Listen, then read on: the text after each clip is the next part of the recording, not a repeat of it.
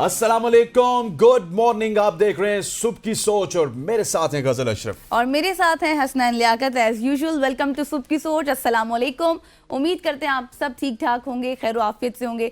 हमेशा बहुत अच्छी खबरें लेकर आते हैं हसनैन साहब। आज आपके पास क्या है? आज मेरे पास अच्छी खबर नहीं है, लेकिन कल मैंने दो चीजें एंजॉय की हैं। रात 9 से लेके 2 बजे तक मैच हुआ और साउथ अफ्रीका और पाकिस्तान के माबेन मैच हुआ। साउथ अफ्रीका जब खेल रहा था तो लग रहा था कि वो T20 क्रिकेट खेल रहा है, लेकिन उसी मैच में पाकिस्तान टीम ने मुझे ये सोचने पर मजबूर किया कि T20 क्रिकेट को किस तरह से टेस्ट क्रिकेट में तब्दील किया जाता है, किस तरह से टेस्ट क्रिकेट खेली जाती है। क्योंकि पाकिस्तान के 2 महान ओपनर बाबर आजम और मोहम्मद रिजवान आए और उन्होंने कमाल कर दिया। बाबर आजम तो बगैर कोई खाता खोले चले गए वापस, 4 गेंदें उन्होंने ज़ाया की, 0 पे आउट हुए।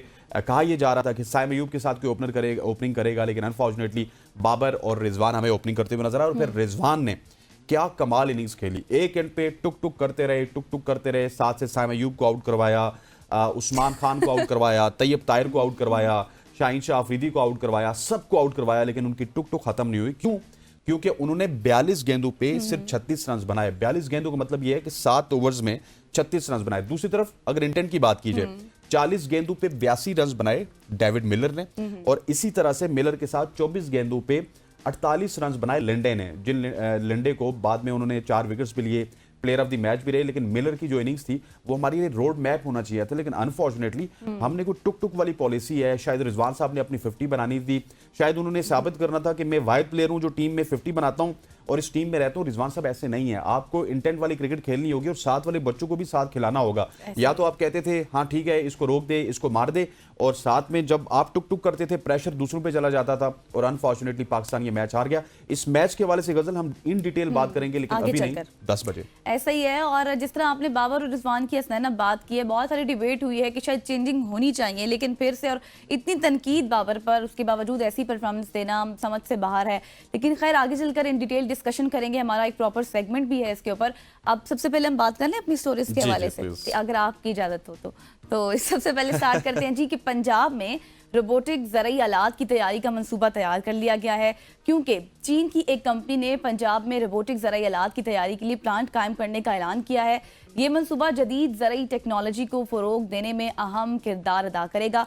पंजाब की वज़ीर आला मरियम नवाज शरीफ की चीन के दौरे के दौरान ज़राअत के शोबे में इश्तराक के लिए मुआहदे पर दस्तखत भी किए गए हैं। इस वक्त वज़ीर आला पंजाब मरियम नवाज साहिबा चीन के दौरे पर हैं और बहुत से MOUs पर दस्तखत भी हुए हैं।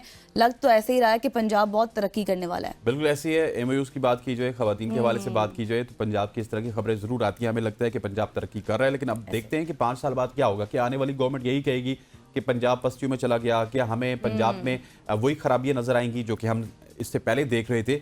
ये अब वक्त बताएगा, लेकिन अभी तक जो इनिशियली हमारे पास खबरें आ रही हैं, बहुत ही अच्छी खबर है कि ज़रई शोबे के ऊपर हम रोबोटिक आलात के ऊपर जा रहे हैं। लेकिन मेरी मरियम नवाज शरीफ साहिबा से ये मुद्दमाना गुजारिश होगी कि जो पंजाब को काटा जा रहा है, जो वहाँ पे सोसाइटीज़ बन रही हैं, उनके हवाले से भी थोड़ा सा काम कर लें। कम से कम इन सोसाइटियों पे पाबंदी लगा दें। एक आध कोई ऐसी सिटी हर जगह पे बना दे जिसको थोड़ा सा राइज करके आप राइज बिल्डिंग का अमल शुरू करें। इस तरह जब ये फैलता जाएगा तो यकीनी तौर पे ज़राअत में जो लोग इंटरेस्ट लेते हैं वो फिर ज़मीन बेचने पे लेंगे, क्योंकि ज़राअत से तो उतने पैसे नहीं आते जितना ज़मीन बेचने से आते हैं। लेकिन ये आपने जो खबर बताई अच्छी खबर है। और आगे मैं आपको बताता हूँ एक और अच्छी खबर, ये भी लाहौर से है। डॉक्टर जुबैर खालिद का आलमी एजाज। डॉक्टर जुबैर खालिद जो कि Lahore university of management sciences LUMS के एसोसिएट प्रोफेसर हैं। डॉक्टर जुबैर खालिद ने माहौलियाती मॉडलिंग में गॉर्डन बेल प्राइज जीतकर पाकिस्तान का पहला एजाज हासिल किया। अच्छा, इस अवार्ड के हवाले से अगर बताऊं आपको, तो ये सुपर कंप्यूटिंग की दुनिया का नोबेल प्राइज माना जाता है, और जो इनकी खिदमात की वजह से डॉक्टर साहब को दिया गया। और उस नोबेल प्राइज को डॉक्टर साहब ने जब लिया तो उनकी जो रिसर्च थी, उनके साइंसदानों की रिसर्च थी, उनकी जो रिसर्च थी, इस वजह से उनको दिया गया। और ये सुपर कंप्यूटिंग टेक्नोलॉजी को गैर मामूली मसाइल के हल में इस्तेमाल करते हैं। डॉक्टर जुबैर खालिद ने इस कामयाबी का सेहरा अपनी टीम और इदारे को दिया और कहा कि ये अवार्ड तमाम पाकिस्तानियों के लिए और पाकिस्तानी साइंसदानों के लिए एक उम्मीद की किरण है। मतलब इस स्टोरी के बाद हमें यही पता चलता है कि आप टीम वर्क के साथ ही काम कर सकते हैं। अगर विजुअल होकर काम करेंगे तो आपका उस तरह से इम्पैक्ट नहीं जाएगा, क्योंकि रिसर्चर्स बहुत मेहनत करते हैं, उन्होंने भी बहुत मेहनत की, जिस तरह से नाम कमाया और टीम का जिक्र किया और कहा कि अपनी टीम जो जीत का सहरा है मैं अपनी टीम को देता हूँ, बिल्कुल। तो इट मीन्स कि टीम वर्क आपको जो है कहीं ना कहीं पहुंचा देता है। ऐसे ही इससे आप ये भी सबक हासिल करें। अच्छा जी, आगे बढ़ते हैं और अब आपको जो खबर देंगे बहुत ही इंटरेस्टिंग है और बहुत ज़बरदस्त भी है, लेकिन एक सूरत हाल से देखा जाए तो थोड़ी सी ये शॉकिंग भी होगी। जो लोग अमेरिका जाना पसंद करते हैं, वहाँ पर रहना पसंद करते हैं, यूएस में ज़िंदगी गुजारना पसंद करते हैं, और सबसे बड़ी बात नेशनलिटी वहाँ की लेना पसंद करते हैं, क्योंकि कौन नहीं डोनाल्ड करता? ट्रम्प, हाँ, किसी नहीं जाना। डोनाल्ड ट्रंप के सदारत के पहले दौर के मंसूबों का ऐलान कर दिया गया। आपको पता है कि जिन्होंने अभी 20 जनवरी को अपना हलफ उठाना है और उससे पहले जो वो मंसूबे सामने लेकर आ रहे हैं, अमरीकी मुंतखब सदर डोनाल्ड ट्रंप ने अपने पहले दौरे सदारत के लिए वसी मंसूबों का ऐलान कर दिया है, जिन पर वो 20 जनवरी 2025 से अमल दरामद शुरू करेंगे। ट्रंप ने गैर कानूनी तारिकीन वतन के बड़े पैमाने पर मुल्क बदरी के अज़्म भी दोहराया है, जिसमें वो पहले 4 सालों के दौरान लाखों अफराद को निकालने का इरादा रखते हैं। खास तौर पर वो अफराद जो मुजरिमाना रिकॉर्ड रखते हैं, उनके हवाले से ये सख्त पॉलिसी है, और उन्होंने पैदाइशी शरीयत ख़त्म करने के लिए एग्जीक्यूटिव ऑर्डर भी जारी करने की यकीन दहानी करा दी है।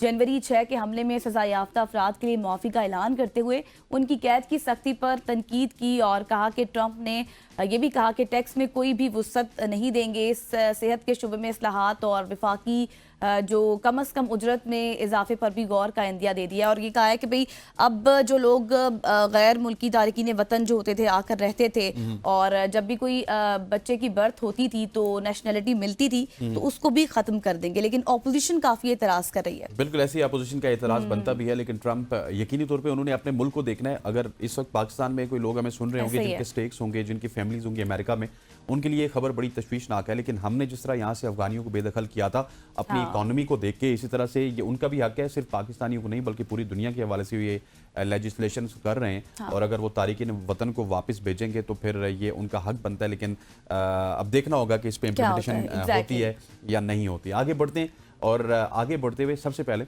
आपसे ये पूछना चाहूंगा कि आप नाश्ते में क्या खाती हैं? नाश्ते में बहुत कुछ खाती हूँ, बहुत कुछ डिफरेंट नजर नहीं आता। वो तो वैसे ही नजर नहीं आता, क्योंकि मुझे उस तरह से कुछ चीज लगती नहीं है जिस हद से मैं खाती हूँ। और क्या आप पिज्जा वगैरह खाती है नाश्ते में? हाँ, नहीं पिज्जा तो नहीं खाती नाश्ते में। पिज्जा खाती थी आपने? हाँ कहा और फिर ना कहा। नहीं, नाश्ते में मैं अब पिज्जा नहीं खाती, वैसे नाश्ते में बहुत कुछ खाती हूँ, क्योंकि पिज्जा नाश्ते में खाना मतलब एक अजीब सी बात लगती है। नहीं, मैं आपको बताता हूँ। अच्छा, क्या नाश्ते में आप पिज्जा खा सकते हैं? क्या ये सेहतमंद इंतखाब है? इस हवाले से एक रिसर्च हुई है। हालिया रिसर्च के मुताबिक पिज्जा नाश्ते में बहुत से मशहूर जो आपके अनाज हैं, बाकी आप अगर कोई गंदम लेते हैं, इस तरह की चीज़ें लेते हैं, डेट्स लेते हैं, उसके मुकाबले में सेहतमंद इंतखाब हो सकता है। और ये जो अनाज के बरक्स पिज़्ज़े में प्रोटीन, चिकनाई और कार्बोहाइड्रेट्स का बेहतरीन तवाज़न होता है, जो ज़्यादा देर तक पेट को भर के रखता है और आपको ज़्यादा तवानाई देता है और तवानाई फराम करता है। क्योंकि नाश्ते के हवाले से तो अहादीस मुबारक भी है कि नाश्ता आपको बादशाहों की तरह करना चाहिए, दिन का खाना आपको वजीरों की तरह खाना चाहिए, और शाम का खाना आपको फ़कीरों की तरह खाना चाहिए। तो ये पिज़्ज़ा जो है ये बादशाहों की तरह है ना, आपका पेट भरा रहता है उससे। आप किसी भी वक्त पिज़्ज़ा खाए ना, तो उसके बाद आपको लगता है कि 2-3 घंटे के लिए आपका पेट भर गया। आप सबके लिए पिज़्ज़ा ला रहे हैं नाश्ते में? हाँ, ले आता हूँ, वैसा ले आता हूँ, आप दिलवा दें, ले आता हूँ। ठीक है, तो जी अब जिस तरह के हसनैन ने कहा है कि पिज़्ज़ा सेहत के लिए अच्छा है, आप नाश्ते में खाएं, क्योंकि उमूमन जैसे कि मैंने भी कहा और मेरे जैसे बहुत से लोग यही सोचते होंगे कि नाश्ते में इस तरह का अनहेल्दी फूड खाना शायद अच्छा नहीं है, क्योंकि फास्ट फूड में आता है, और बहुत से लोग और हमारे बड़े भी बहुत ज़्यादा मना करते हैं कि नहीं खाना चाहिए। बट अब ये बाकायदा रिसर्च हो चुकी है कि आप नाश्ते में पिज़्ज़ा खा सकते हैं, क्योंकि ये आपकी सेहत के लिए अच्छा है। तो ये बहुत अच्छी खबर थी, इंटरेस्टिंग भी थी, इससे पहले मुझे नहीं पता था, शायद आपको भी नहीं पता होगा। अब इसको अनहेल्दी नहीं कहना, अनहेल्दी अब मैं नहीं कहूँगी, अब मैं खाऊंगी बाकायदा तौर पर, क्योंकि कल हसनैन लेकर आने वाले हैं। जी हाँ, आगे बढ़ते हैं और आपको एक हैरानकुन खबर देते हैं कि कम उम्र साइंसदान की हैरत अंगेज इजाद हुई है। अमेरिका के 14 साला नौजवान को अमेरिका का बेहतरीन नौजवान साइंसदान करार दे दिया गया है, जिसने बहुत ही बड़ा कारनामा सर अंजाम दिया है। फलों और सब्जियों पर मौजूद कीड़े मार अद्वियात का पता लगाने वाला आला इजाद कर लिया। ये आला सार्फिन को नुकसानदेह केमिकल्स की शनाख्त करने में मदद देता है, जिससे महफूज खुराक को यकीनी बनाया जा सकता है। क्या बात है जी, 14 साल के साइंसदान अमेरिका के कामयाब तरीन साइंसदान बन गए। 14 साल की कोई हमने 12 साल की कल भी एक स्टोरी की थी। हाँ, exactly. वो फिर हमारे साथ एक बच्ची भी मौजूद थी जिन्होंने 12 साल की उम्र में बहुत ज्यादा कारनामे Novels लिखे किए। थे। और अब ये 14 साल की स्टोरी हमारे पास अमेरिका से आई है। तो यंग जो लड़के हैं, यंग जो कम्युनिटी है, यंग नहीं बल्कि बहुत ही ज्यादा यंग इनको आप कह सकते हैं, नौजवान कह सकते हैं, जो कि 12-13 साल के टीनेजर्स आप इनको कह सकते हैं, उनकी जानिब से इस तरह की मेहनत बड़ी और हौसला लगन। अफजाएं, और ये आपको मुस्तकबिल की डायरेक्शन बताती हैं। मुस्तकबिल में आपकी मुस्तकबिल की नस्ल कितनी ज़्यादा तेज़ होगी, ऐसा ही है। कितना ज़्यादा वो एफिशिएंट होंगे अपने काम के हवाले से, और कितने तेज़ होंगे, ये इन स्टोरी से हमें इसका अंदाजा और हो रहा है। सबसे इंटरेस्टिंग चीज़ इसमें ये है ना कि नौजवान हैं, नौजवान इस तरह के काम कर रहे हैं, जिस तरह की यंग जनरेशन इन चीज़ों से बहुत दूर है। तो जब इस तरह की इंस्पायरिंग स्टोरीज हमारे सामने आती है तो यकीनी तौर पर बच्चों के लिए भी काफ़ी इंटरेस्टिंग है, इंस्पायरिंग है कि वो भी ऐसी चीज़ों में आगे बढ़ें। बिल्कुल ऐसे ही है। अच्छा। आगे बढ़ते हैं, आगे बढ़े बढ़े बढ़े बढ़ लेते हैं, रोबोट चलें की जी, आगे। बनाई आगे आप बढ़ेगी, हमें बढ़ूं? चले जी। अच्छा जी, रिवॉर्ड की बनाई पेंटिंग $1 मिलियन में उसकी नीलामी हुई है। आप वैसे सोच सकती थी कि रिवॉर्ड की बनाई हुई पेंटिंग की $1 मिलियन में नीलामी सोचा होगी? भी नहीं जा सकता रोबोट कैसे बनाएगा और फिर उसकी नीलामी भी इतने ज्यादा पैसों में। बिल्कुल ऐसी है। अब एक तो जो पेंटिंग होती है वो एक तख्लीक करदा काम होता है एक पेंटर का, लेकिन एक रिबोट की पहली तख्लीक करदा पेंटिंग नीलामी में $1 मिलियन में फरोख्त हुई। इस पेंटिंग की तख्लीक में रिबोट ने ना सिर्फ अपनी जो अलगोरिदमी सलाहियतें हैं उसको उजागर किया, बल्कि इंसानी जज्बात की भी अक्कासी की, और उसके पहलू भी उसमें शामिल किए। और दुनिया ने देखा है कि उसमें दुनिया भर की आर्ट के शायकीन की तवज्जो भी हासिल की, और माहिरीन का कहना है कि ये पेंटिंग टेक्नोलॉजी और तख्लीकी इजहार के दरमियान एक नया ताल्लुक कायम करती है। लेकिन दूसरी तरफ बहुत सारे लोग गज़ल ऐसे होते हैं, बहुत सारी फुप्पो होती हैं, बहुत सारे मामू होते हैं ऐसे जो कि आर्ट के तस्वुर को चैलेंज करने वाला उसको एकदम समझते हैं कि ये जो आर्टिस्ट है उसके लिए जो है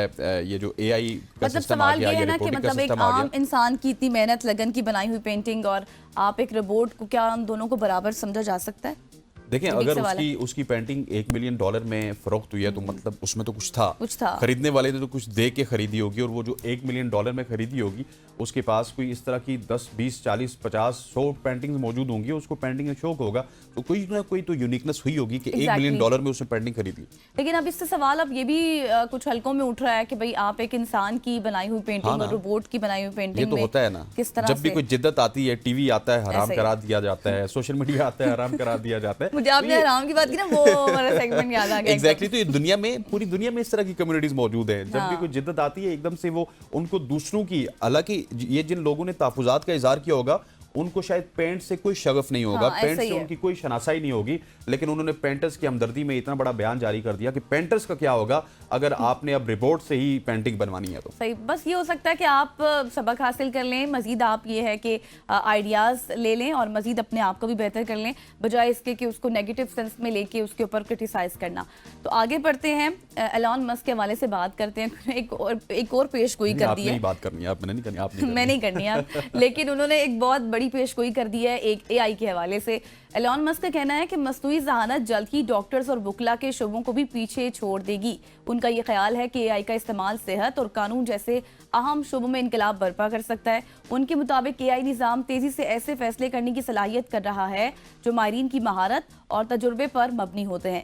माहिरीन का ये भी कहना है कि AI के इस्तेमाल से इन शोबों में इंसानी स्किल्स की ज़रूरत कम हो सकती है, नो डाउट, जिसके माशी और अखलाकी पहलुओं पर गौर करना ज़रूरी होगा। और मस्क ने यह भी कहा कि इस बात पर उन्होंने जोर दिया कि AI की तरक्की को अखलाकी हुदूद में रखना इंतहाई अहम है ताकि ये टेक्नोलॉजी इंसानियत के लिए फ़ायदेमंद साबित हो। वैसे हसनैन, मुझे भी यही लगता है, क्योंकि जिस तरह हम रोज़ाना बात करते हैं AI हर जगह पर आ चुके हैं, तो इंसानी जो स्किल्स हैं वो किसी हद तक वो मुतासिर होंगी। देखिए, डॉक्टर्स और वुकला की उन्होंने बात की, तो मैं समझता हूँ कि AI में डॉक्टर्स को ज़्यादा आना चाहिए, AI डॉक्टर्स को। उसकी वजह ये है कि, लेकिन एलन मस्क को पहले ये बताना होगा कि जो हमारे AI डॉक्टर्स होंगे वो सिर्फ हॉस्पिटल्स में काम करेंगे, वो रात को अपने क्लिनिक में काम नहीं करेंगे, हॉस्पिटल में दिल लगा के काम करेंगे। जितनी हम उनको तनख्वाह देंगे या जितनी उनको चार्जिंग देंगे वो अवाम की खिदमत करेंगे। हमारे यहाँ डॉक्टर्स का होता ये है कि वो सरकारी हॉस्पिटल में जाते हैं और वहाँ पे बैठ के सबको रेफर करते रहते हैं कि शाम को आपने 5 बजे आ जाना है मेरे पास, वहाँ पे आपका मैं भरपूर इलाज करूँगा। तो हम उम्मीद करते हैं कि AI की टेक्नोलॉजी के बाद AI के डॉक्टर्स इस तरह के बिल्कुल नहीं होंगे जिस तरह के हमारे रवायती डॉक्टर्स हैं। ख़वातीन-ओ-ज़ात, आज की शॉर्ट स्टोरीज़ का सेगमेंट यहीं पे इख्तिताम पज़ीर होता है। यहाँ पर वक्त हुआ चाहता है एक शॉर्ट सी कमर्शियल ब्रेक का। ब्रेक लेंगे और वापस आएंगे तो आपको कुछ पूरे पाकिस्तान की सैर भी करवाएंगे। इस हवाले से आपको टीजर छोड़े जाते हैं। Stay with us. Welcome back after the break. और अब बहुत ही ज़बरदस्त आपके साथ सेगमेंट हम जो स्टार्ट करने वाले हैं, सर्दी की बातें आपको बताएंगे, क्योंकि एबटाबाद के सियाती मकामात पर 2 दिन पहले होने वाली हल्की सी बर्फबारी के बाद मौसम खुश्क हो गया है और सर्दी भी काफ़ी बढ़ गई थी। और फिर मैदानी इलाकों में सूरज और बादलों की आंख मचोली भी जारी है, जबकि यक बस्ता हवाओं ने सर्दी की शिद्दत भी बढ़ा दी है। बिल्कुल ऐसे गजल आप बहुत खुश लग रही हैं जब से एबटाबाद का जिक्र हो रहा है, जब से बालाकोट का जिक्र हो रहा है, हुंजा का जिक्र हो रहा है। इसी हवाले से हम रुख करेंगे एबटाबाद का और जानेंगे कि वहाँ पे जिस तरह गजल बता रही है, क्या सर्द हवाएं चल रही हैं और तमाम तर चीज़ें सर्दियों की किस तरह की चल रही हैं एबटाबाद में, क्योंकि एबटाबाद पहाड़ियों का शहर है और वहाँ पे सर्दी थोड़ा ज़्यादा होती है। ये जानते हैं एबटाबाद में ही चल 2 रोज़ तक मजीद जो है वो बारिश और बर्फबारी के इम्कानात हैं। जी हो गया। Thank you so much. Abbottabad से हमने तमाम हालात जाने। अब तहसील बालाकोट के मशहूर सियाती मकामात का जिक्र करेंगे। तहसील बालाकोट एक ऐसी जगह जो कि तमाम कागान नारान की वैली को मिलाती है, जिसमें नारान, बटकुंडी, बाबूसर टॉप, वहाँ पे तो शदीद बर्फबारी है और तमाम एरिया ने सफ़ेद चादर ओढ़ लिया। गिलगित बल्तिस्तान और शमाली इलाकों में भी बर्फबारी का सिलसिला जारी है, जिससे सर्दी में काफ़ी इजाफा हुआ और शोगरान में विंटर टूरिज्म का आगाज़ हो चुका है। जबकि दीगर मुकामात पर सियाती सरगर्मियों की सूरत हाल जानने के लिए इस वक्त हमारे साथ मौजूद हैं। हमारे साथ मौजूद होंगे जी फरीद चौधरी और वहाँ की सूरत हाल से आगाह करेंगे। जी फरीद, बताइएगा। जी, विंटर टूरिज़्म के लिए बालाकोट का जो सियाती इलाका है शोगरान, ये 12 महीने खुला रहता है और सर्दियों में जो विंटर टूरिज़्म कहलाती है, लोग बर्फ़बारी से लुत्फ़अंदोज़ होने के लिए शोगरान का रुख करते हैं। शोगरान में रेस्क्यू 1122 तहसील इंतज़ामिया की टीमें और पुलिस की बहुत सारी चौकियाँ वहाँ पर काम कर रही हैं और मुख्तलिफ़ इदारों के KDA और इसके अलावा जो खिदमात सारे अंजाम देने वाले इदारे हैं, उनके वहाँ पर दफातर काम कर रहे हैं और 24 घंटे वहाँ पर एमरजेंसी सर्विस मुहैया की जाती है, जिसका नज़ारा हमने 2 दिन पहले रात को फंस जाने वाले स्याहों के रेस्क्यू करने के हवाले से हमने देखा।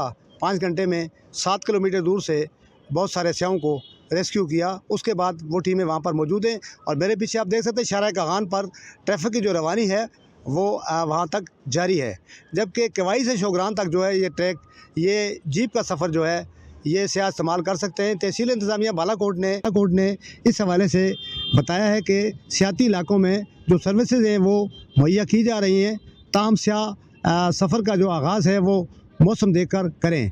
जबकि महकमा मौसमियात के मुताबिक तहसील बालाकोट के इन पहाड़ी इलाकों में अगले 24 घंटों तक वक्फा से बारिशें जारी रहने का इम्कान है। ताहम गुज़श्ता 30 साल से जो क्लाइमेट चेंज आई है उसके बाद मौसमियाती तब्दीली के हवाले से बारिशों, बर्फ़बारी या मौसम की जो तब्दीली, तगय्युर और तबद्दल है उसके बारे में कुछ नहीं कहा जा सकता, जिसकी वजह ये है कि अभी सुबह से यहाँ तक सूरज और बादलों की आँख मचोली का सिलसिला जारी है। जी, फरीद चौधरी हमारे साथ बालाकोट से मौजूद थे। इसके अलावा एबटाबाद के हालात भी आपने जाने और यकीन जानिए, जब वहाँ पे बर्फबारी के मनाजिर देखें तो मुझे सर्दी लग रही है। यहाँ पे स्टूडियो में फील हो रही है। कॉफी पीना शुरू कर दी थी क्योंकि मुझे भी फील हो रही थी सर्दी जैसी पहनने का। तो मैं तो आपको पता है साथ साथ आपको तो वैसे ही बहुत सर्दी लगती है, प्रॉपर जो है सर्दी को एंजॉय करता हूँ ना, ताकि फील हो के सर्दी हो रही है। एग्जैक्टली। चलें जी, आगे बढ़ते हैं और बहुत ही एक अजीबो गरीब सी स्टोरी है हमारे पास और बहुत ही मतलब अफसोसनाक है। सिंध हाई कोर्ट में 4 बच्चियों की बाजियाबी का ये केस है। सिंध हाई कोर्ट में बुजुर्ग शहरी की 4 बेटियों की बाजियाबी की दरख्वास्त पर समाअत हुई और दरख्वास्त गुजार ने बेटियों को अगवा का इल्जाम लगाते हुए अदालत से मदद की भी अपील की है और अदालत ने फरीकैन को नोटिस भी जारी किए हैं। समाअत को 14 दिसंबर तक मुलतवी कर दिया है। अब तमाम तरह से जो सूरत हाल है वो कह रहे थे कि मेरी बेटियां थी, उनको अगवा किया गया, फिर बाजियाब हुई, फिर से अगवा कर लिया गया। सूरत हाल क्या जानते हैं उनसे। बिल्कुल ऐसे हमारे साथ दरख्वास्त गुजार अली गुल साहब मौजूद है। गुल साहब, thank you so much for joining us on सुबह की सोच। सबसे ये मामला क्या है और ये बाजियाबी, तो चले हमने खबर इसकी शेयर कर दी, लेकिन असल हकायक क्या हैं उस हवाले से हमें आगाह कीजिएगा। अली गुल साहब, आपको आवाज़ आ रही है? अली गुल साहब, आप हमें सुन पा रहे हैं? इस वक्त जी अली गुल साहब से हम रब्ता करने की कोशिश करते हैं। जो ही अली गुल साहब से हमारा रब्ता होता है तो हम आपको इस स्टोरी के हवाले से बताएंगे, जहां पे सिंध हाई कोर्ट में 4 बच्चों की बाजियाबी का केस है और इस केस के हवाले से सिंध हाई कोर्ट में बुजुर्ग शहरी की 4 बेटियों की बाजियाबी पर दरख्वास्त की समाअत अभी एकदम से शायद हमें उन्होंने ज्वाइन कर लिया, हमारा रब्ता बहाल हो गया। अली गुल साहब, अस्सलाम वालेकुम, वेलकम टू सुबह की सोच। आपको आवाज़ आ रही है? जी, आपको आवाज़ आ रही है? हाँ, आवाज़ आ रही है। वालेकुम सलाम सर, हम अली गुल से। जी जी, अली साहब, ये मुझे बताइएगा कि सिंध हाई कोर्ट में 4 बच्चों की बाजियाबी का केस है, बड़ा अनफॉर्चुनेट ये केस है, इसके असल हकायक क्या है, क्यों ये नौबत यहाँ तक पहुंची? सर हमारा 4 बेटियां अगवा हैं 2017 से लेकर 19 तक। हाँ, नॉमिनेट एफआईआर भी है वडेरों के ऊपर, और पुलिस पार्टी जो है वडेरों को तहफ़्फ़ुज़ दे रही है। अच्छा। आज तक 4 पटिशन हम डाले हैं, वो हाई कोर्ट में सिर्फ आयो आता है जो सरकारी वकील है एक अली हैदर सलीम, उसी को बोलता है भाई इसका बेचा नहीं है, ये है वो है, वो जज को बोलता है, जज खत्म कर देता है। बस ऐसे बात चल रही है 2019 से लेकर आज तक, तो कोई इंसाफ नहीं मिल रहा। हम पटिशन डाल रहा है, हम आईजी पंजाब और आईजी सिंध को भी नामजद किया हुआ है, कोई इधर नोटिस भी निकलते हैं कोर्ट के, उसी में भी दरपेश कोई नहीं होता। अभी तक हमारे साथ बड़ा जुल्म है। वडेरों का अली मुराद महारे एक सरदार अली गौहर खान MP है, पीपल्स पार्टी का लीडर है, उसी का मुंशी है। उसी ने 10 एकड़ जमीन का पहले 20 लाख का मुतालबा किया था, अभी 10 एकड़ जमीन का मुतालबा किया है। हमारी क्यों दादे की जमीन है बरतानिया के दौर की, उसी 2094 में हमारा वालिद फौत हो गया था, उसी के बाद उसी ने उसी जमीन पे काबिज हो गया है, और जिसमें मुख्तियार कार मीरपुर मथेलो और DC घोटकी ये उसी की जमीन में मुलवस हैं, और SP घोटकी जो है वो इसी के में मुलवस है। हमारी कोई निजाम उधर अपना इलाका घोटकी का छोड़ते कराची में अच्छा आया। अली साहब, ये बताएं 2000 कि में। आपकी 4 बेटियां हैं और चारों की चारों इस वक्त अगवा हैं। पहली बेटी आपकी कब अगवा हुई, फिर कब बाजियाब हुई? जब वो आप बाजियाब हुई तो क्या उन्होंने कुछ बताया कि वो कहाँ थी? जकिया गुल अगवा हो गई थी, उसके बाद 2 महीने के बाद उसी ने 2 लाख रुपया लिया अली मुराद महार और साथियों ने, जो बच्ची वापस आई। वापस आने के बाद हम बोला भाई कानूनी कार्रवाई होए, पुलिस जो अफसर है वो कानूनी कार्रवाई करना नहीं चाहते थे, उसी वजह से वो बच्ची दोबारा हथियारों के जोर से घर से उठा ले गए, आज दिन तक वापस नहीं है। दूसरा नंबर बेटी शफिया गुल जो 2019 में अगवा होगी, 17 दिन के बाद वो बच्ची 5 लाख रुपया दे वापस करवाई, जिसमें हम कानूनी कार्रवाई करना चाहता, बच्ची के बयान भी करवाया।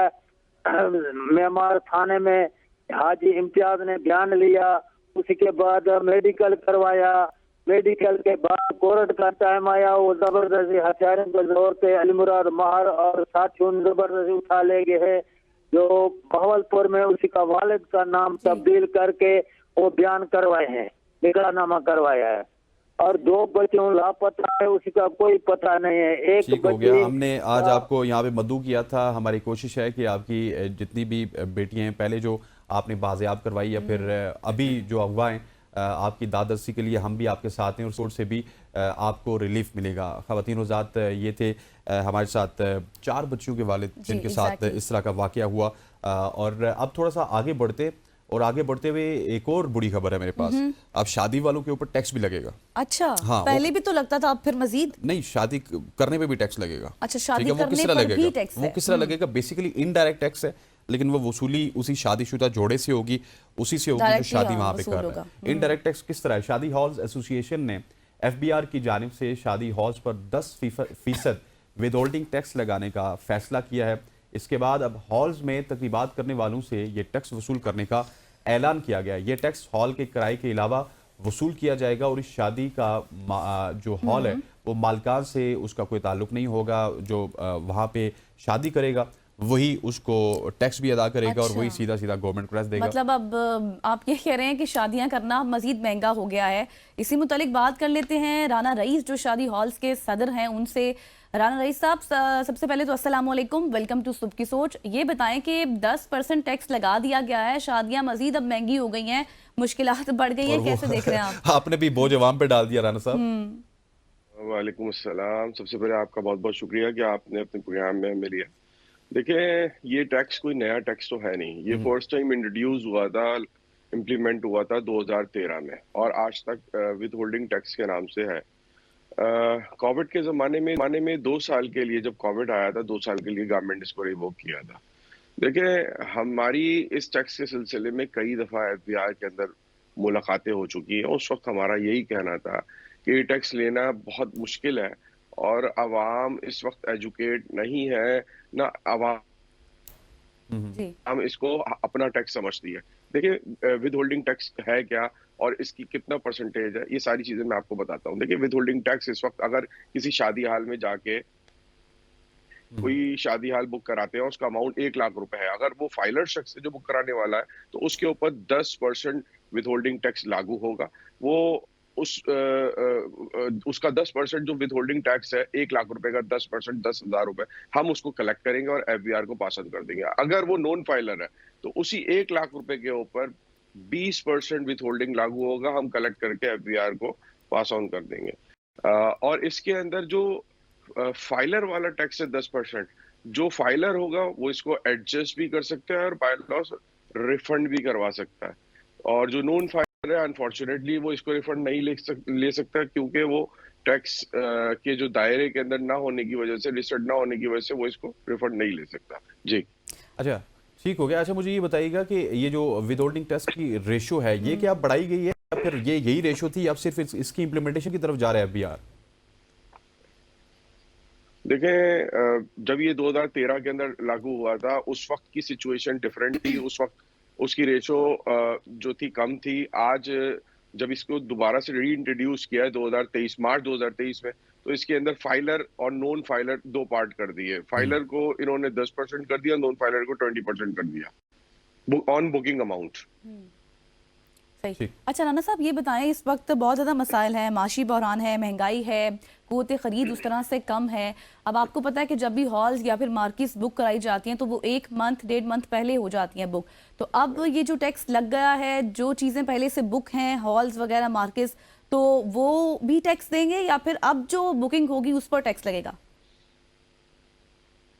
देखिए, बेसिकली ये चीज जो हाईलाइट हुई है, जब ये शादी हालों से वसूल नहीं किया जा रहा था, तो उसके बाद एफबीआर ने अपनी एक्टिविटी शुरू की। वो फील्ड्स में उतरे, हमारे बहुत सारे मैरिज हॉल्स के ऊपर नोटिस सर्व किए। उसके बाद एसोसिएशन और एफबीआर साथ में एंगेज हुए, तो उनका वहाँ पे मौक़िफ़ आया कि जनाब ये नया टैक्स नहीं है, ये 2023 मार्च से इम्प्लीमेंट हुआ है और जो जितने प्रोग्राम गुजरे हैं उसका विद होल्डिंग टैक्स कौन भरेगा, और उन्होंने हमारे ऊपर डिमांड खड़ी कर दी। तो इसी वजह से हमारी एफबीआर से बात हुई और फिर हमने उनको यकीन दहानी कराई और फिर तमाम मीडिया में भी इस चीज का आया कि भाई ये टैक्स आपने देना है और जो फाइलर्स हैं वो इसको रिफंड भी ले सकते हैं। देखिए, ये जो सिलसिला है ये तकरीबन 10-15 दिन से जारी और सारी है। इसके अंदर हमारे तमाम जो हॉल ऑनर्स हैं वो भी बहुत ज्यादा परेशानी का शिकार रहे और हमने बड़ा एक मुश्किल फैसला था जो हमने लिया है। हमारी एफबीआर से जो बात हुई उसके अंदर हमने एकदम इसकी चीज की हिमायत नहीं की थी। देखिए, हमने भी आर्गुमेंट्स किए थे एफबीआर के साथ कि जनाब इसके अंदर फाइलर आपने 10% किया है, नॉन फाइलर को 20% कर दिया है, और जो गरीब इंसान है तकरीबात तो उन्होंने भी करनी है, जो एक मिनिमम वेज के अंदर जो मिनिमम सैलरी के ऊपर काम करता है, वो तो एफबीआर और गवर्नमेंट के बायलॉज फाइलर बन ही नहीं सकता। आप डेली वेजर किस तरीके से अपने आपको फाइलर करेगा, वो कैसे रिटर्न सबमिट करे? बायलॉज बनते नहीं है। अब इन लोगों के जिनके बायलॉज बनते नहीं है, जो फाइलर बन नहीं सकते, उनका 20% लेना ये नाजायज है। हमने उनसे कई दफा दरखास्तें की, इसको आप अलग करें, इसको सेग्रीगेट करें, ताकि जो नॉन फाइलर की वो कैटेगरी है जो फाइलर बन ही नहीं सकती। देखिए, एक फाइलर तो वो है जो साहिब हैसियत है और वो फाइलर बनना नहीं चाहता, आप उनसे लें। जो फाइलर बन नहीं सकता उसके साथ ये ज्यादती, ये देखिए, जब तक स्टेक होल्डर्स को नहीं बिठाया जाता तो इस तरीके से फैसले हो जाते और ये गलत फैसले हैं। और हमने भी बहालते मजबूरी ये फैसला किया है। इससे पहले हम ये टैक्स नहीं वसूल कर रहे थे। जब एफबीआर की तरफ से सख्ती शुरू हुई तो हमने ये टैक्स वसूल करना शुरू किया। देखें, ये उसी तरीके से टैक्स है, हमें विद होल्डिंग एजेंट बनाया गया। जिस तरीके से आप ऑटोमोबाइल सेक्टर के ऊपर जाके गाड़ी बुक कराते हैं, वो विद होल्ड करते हैं, कि इलेक्ट्रिक अपने बिल के अंदर विद होल्ड करके एफबीआर को पास ऑन करता है और तमाम सेक्टर्स जो हो गए वो अपना सेल्स टैक्स, विथहोल्डिंग टैक्स बिल्कुल। कलेक्ट करता है और एफबीआर को पास ऑन करता है। तो इन्होंने हमें जो है एक नई नौकरी हमें दे दी है, जो कि आवाम से, जो कि बड़ा मुश्किल काम है। ये एक Exactly. इस्लामी फरीजा है, इनको सोचना चाहिए था। अब इसके लोग तो अंदर बस फिर घरों शादी तक ही ब्याह की भी महदूद होंगे, तकलीफ घरों में ही होती है। फंक्शंस बिल्कुल करेंगे ऐसे बजाय राना इसके साहब कि वो जरा राना साहब thank you so much for texting। Joining us. जिस तरह आपने कहा कि ये उनकी जिम्मेदारी थी आपके ऊपर दे डाल दी। और विदहोल्डिंग टैक्स का और सेल टैक्स का यही होता है कि ये जो फाइलर होते हैं हाँ। उनके लिए एडजस्टेबल होता है, वो बाद में उसको एडजस्ट करवा लेते हैं, लेकिन नॉन फाइलर को इसका बहुत नुकसान है। खवातीन रात यहाँ पे वक्त वो चाहता है शॉर्ट सी कमर्शियल ब्रेक, आप ब्रेक लेते हैं, वापस आते हैं और गजल के फेवरेट सेगमेंट सियासत के ऊपर बात करेंगे। Stay with us. Welcome back to सुबह की सोच। अब मुल्क की सियासत के हवाले से बात करेंगे, जहां पे हमने देखा था 1-2 दिन के लिए तवज्जो मौलाना फजल रहमान साहब की तरफ मबजूल करवाने की पूरी कोशिश की गई थी, लेकिन जब से ISPR की प्रेस रिलीज़ आई है और उसके बाद हमें बताया गया है कि फैज़ हमीद साहब को अब चार्जशीट उनके खिलाफ तैयार कर ली गई है और उनका कोर्ट मार्शल को मजीद आगे बढ़ाया जाएगा इस हवाले से, क्योंकि फैज़ हमीद इंटरलिंक हैं इमरान खान के साथ और कहा जा रहा है कि अब 9 मई के हवाले से भी फैज़ हमीद के ऊपर, जनरल रिटायर फैज़ हमीद के ऊपर मुकदमात किए जाएंगे और उनकी तहकीकात की जाएंगी। मुकदमात तो पहले ही दर्ज हैं और उसमें हो सकता है कि कुछ सियासी लोग या फिर इमरान खान साहब को भी उसमें शामिल किया जाए, क्योंकि खान साहब पहले से ही इसका दावा कर चुके हैं गजल कि मुझे मिलिट्री ट्रायल मेरा हो सकता है, मिलिट्री कोर्ट्स की तरफ मुझे मुंतकिल किया जा सकता है। ऐसा ही है और अब ये सूरत हाल काफ़ी सवालात भी जन्म ले रही है इससे। इसी मुतालिक आज हम बात करेंगे। एडवोकेट हाफिज एहसान साहब हमारे साथ मौजूद हैं। हाफिज साहब, वेलकम टू सुबह की सोच। सबसे पहले अस्सलाम वालेकुम। ये बताइएगा कि अब जिस तरह से कल हमने सूरत हाल देखी, प्रेस रिलीज आई, ये कोई अनएक्सपेक्टेड नहीं था, क्योंकि पहले से ये कहा जा रहा था वो अरेस्ट है, इंक्वायरी चल रही है, सबको पता था कुछ ऐसा होगा। लेकिन इंटरेस्टिंग चीज़ ये रही प्रेस रिलीज में कि पहली बार जिक्र किया गया 9 मई का। बिस्मिल्लाहिर्रहमानिर्रहीम।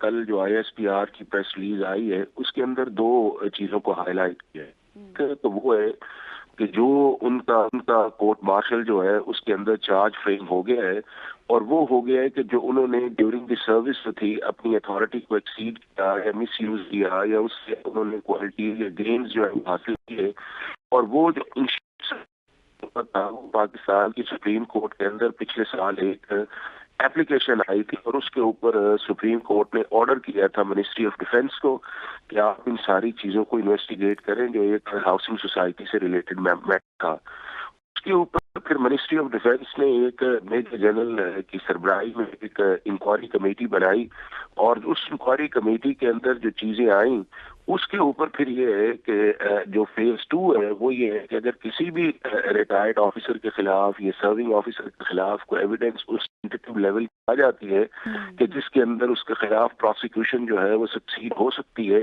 तो फिर उसको पाकिस्तान मिलिट्री एक्ट के नीचे जो सेक्शन 73 है उसके नीचे कस्टडी के अंदर ले लिया जाता है। और यही हुआ उस केस के अंदर भी कि आपने देखा होगा कि 12 अगस्त को मिलिट्री अथॉरिटीज ने जो है उनको कस्टडी के अंदर लिया।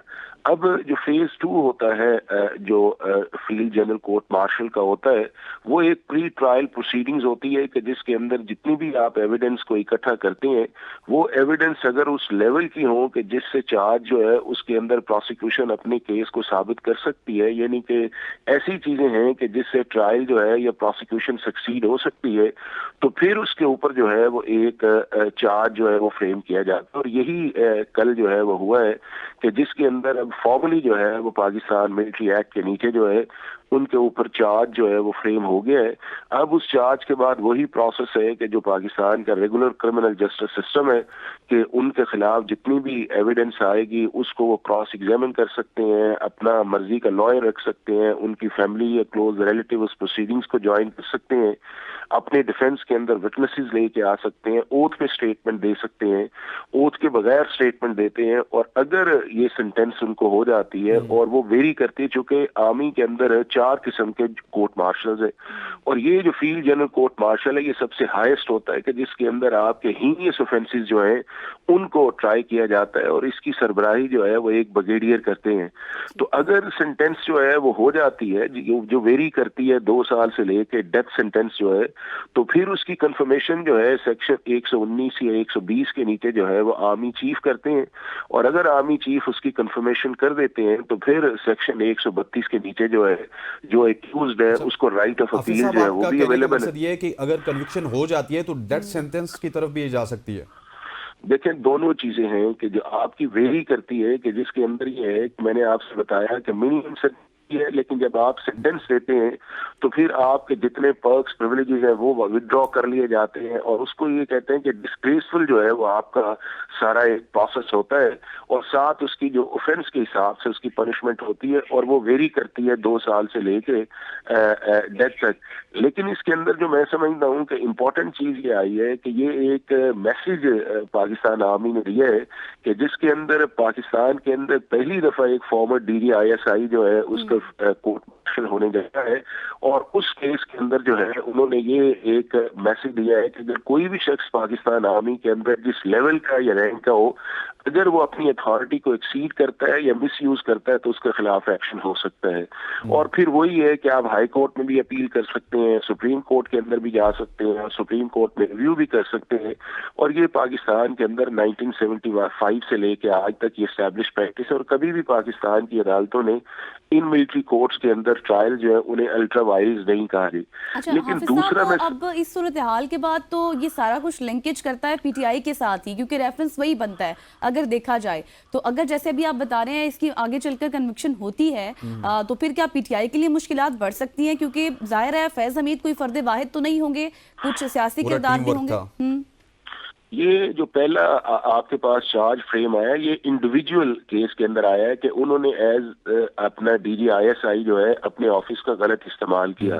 लेकिन जो दूसरा जिसकी तरफ हिंट दिया गया है वो दिया गया है 9th मई वाला जो है, और 9th मई वाला जो इंसिडेंट है वो किसी एक शख्स काम नहीं कर सकता, उसके अंदर डेफिनेटली जो है वो एक से ज्यादा लोग होंगे, और अगर एक से ज्यादा लोग उसके अंदर आते हैं तो उसका एक फिर इंडिपेंडेंट जो है वो सारा प्रोसेस जो है वो इन्वेस्टिगेशन का, चार्ज फ्रेम का और इंडिपेंडेंट मिलिट्री कोर्ट्स के अंदर वो ट्राई चलेगा।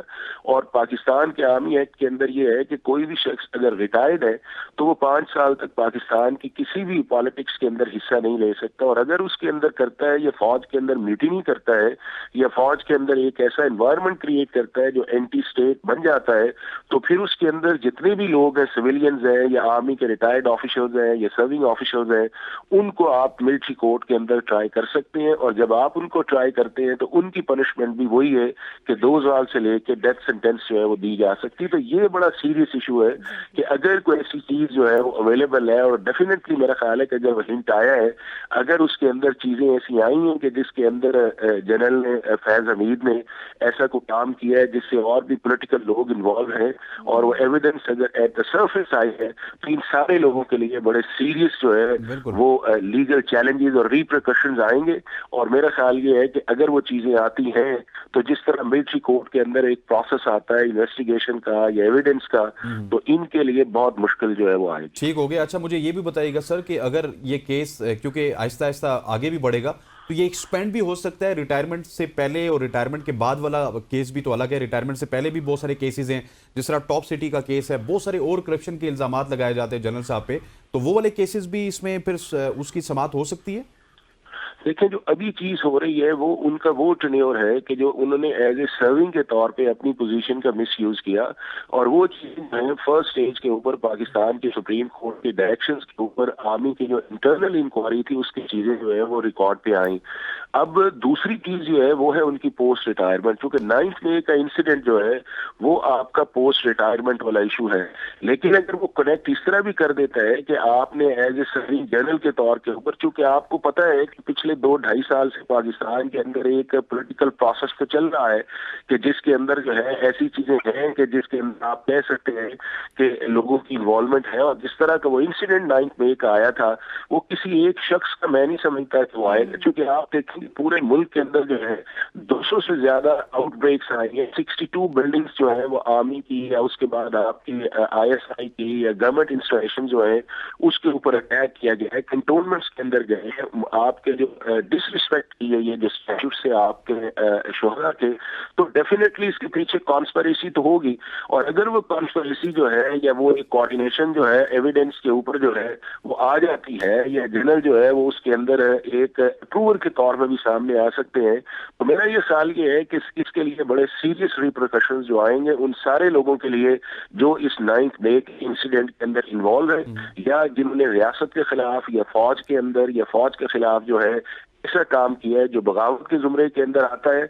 और उसके लिए जब ऐसी चीज आती है तो पाकिस्तान आर्मी एक्ट के सेक्शन 2D1 और 2D12 जो है उसके अंदर आप उन सिविलियंस को, रिटायर्ड आर्मी ऑफिसर्स को, या उसके बाद जो है जो आपके सिविलियन आर्मी के अंदर नहीं है उनको भी आप मिलिट्री कोर्ट के जरिए ट्राई कर सकते हैं। और जब आप ट्राई करते हैं तो फिर उसके अंदर जो मैंने आपसे ये कहा है कि वो सारे राइट्स उन्हें अवेलेबल है, लेकिन जिस तरह की एविडेंस इकट्ठी की जाती है मिलिट्री कोर्ट्स के अंदर तो उनके लिए बड़ा मुश्किल होगा इन सारी चीजों को डिफेंस में लेके आना। अच्छा हाफिज साहब, अब जाहिर सी बात है, जिस तरह से आपने बहुत सारी चीज़ें हमें बताई हैं, आप इस चीज़ को इन डेप्थ देख रहे हैं, फ्यूचर भी देख रहे हैं, जिस तरह से कहा गया कि ड्यूरिंग प्रोसेस भी इनकी ये मुलविस रहे, इंस्टेबिलिटी हुई, फसाद फैलाया और भी बहुत सारी चीज़ें हैं।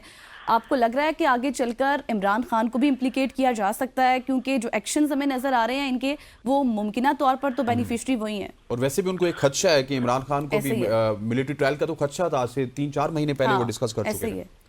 देखें, खदशा तो इस चीज की वजह से है कि अगर आपने कोई ऐसा एक्शन किया है जो लॉ के मुताबिक नहीं है, या लॉ की आपने वायलेशंस की है, या उस प्रोसेस के अंदर गए हैं, या मैंने जिस तरह आपसे कहा कि पूरे मुल्क के अंदर एक ऐसा इंसिडेंट आया है और ये सारी जो बिल्डिंग्स थी, ये सारे एरियाज से उनको टारगेट किया गया और उसके अंदर पाकिस्तान की आर्मी ने एक रिस्ट्रेंट का मुजाहरा किया। नहीं तो ये एक होता नहीं है कि दुनिया के किसी मुल्क के अंदर जो है कि यकदम आप निकले और मिलिट्री इंस्टॉलेशंस को, या उसके बाद जो है जो मिलिट्री के आप ऑफिसेज हैं उनके ऊपर इस तरह जाके अटैक करें। तो अगर वो चीजें रिकॉर्ड पे आ जाती हैं जिसके अंदर कनेक्टिंग है, क्योंकि एक चीज बड़ी वाज़ेह है कि अगर आपने फॉर्मर DGISI को इसके अंदर इन्वॉल्व किया है और उसके अंदर किसी भी पॉलिटिकल पार्टी का या फॉर्मर प्राइम मिनिस्टर आते हैं तो एक हाई प्रोफाइल केस है, तो उसके अंदर स्ट्रॉन्ग किस्म की क्रेडिबल एविडेंस होगी तो ये मिलिट्री कोर्ट के अंदर जाएगा, क्योंकि मामला सिर्फ मिलिट्री कोर्ट तक नहीं रहेगा, मामलात मिलिट्री कोर्ट की तरफ जाएंगे। हाफिज एहसान साहब, गेट वेल सून। आज आपने यहाँ पे आना था, खराब थी, लेकिन उसके बावजूद भी आपने हमें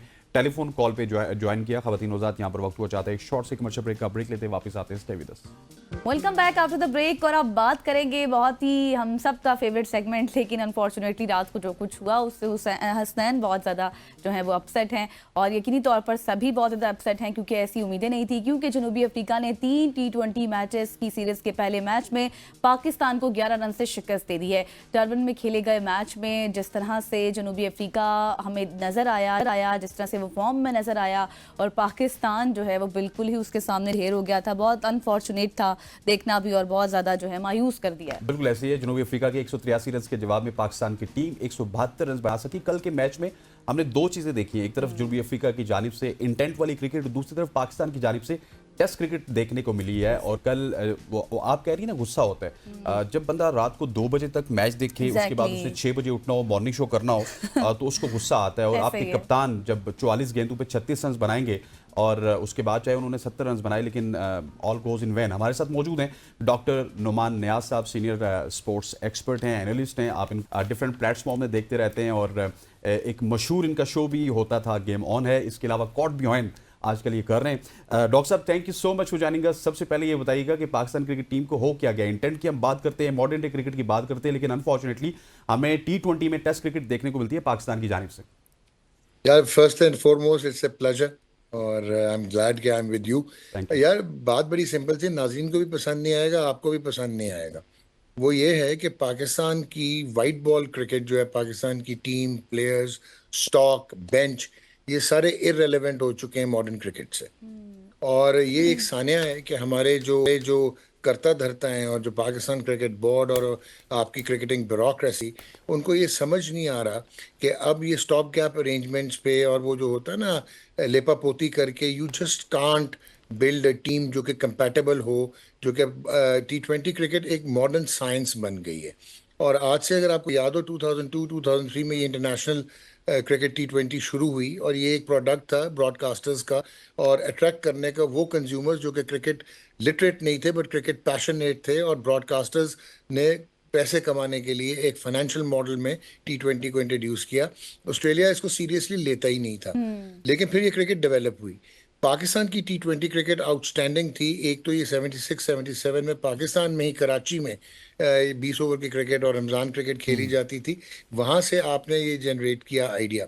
लेकिन अब होता क्या है कि पहले आप ये करते थे कि आपके जो टॉप प्लेयर्स थे, बाबर आजम हो गया या सरफराज हो गया या रिजवान, ये लोगों का एक मेथड था कि ये सस्टेन करते थे पहले ओपन करके पावर प्ले में, फिर कंसोलिडेट करते थे, फेज ऑफ कंसोलिडेशन 7 से 15 ओवर में, और फिर ये डग डीप करते थे और हिटिंग करते थे लास्ट 5 ओवर्स में।